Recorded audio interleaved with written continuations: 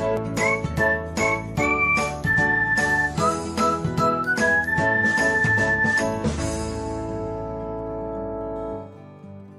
everyone, welcome back to another episode of Technologyglance. Today, in this video, I'm going to guide you through how you can turn off direct share on Telegram.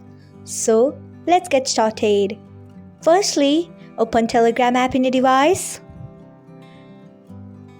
Then tap on three lines icon. Next, tap on settings. After that, tap on chat settings. Then scroll until you find direct share.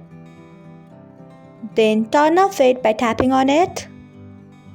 So, this is how you can turn off direct share on Telegram.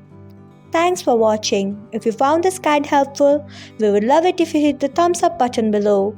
We upload great new tech tutorials like this one every day, so do not forget to subscribe to our channel and hit the bell icon so that you'll never miss another update.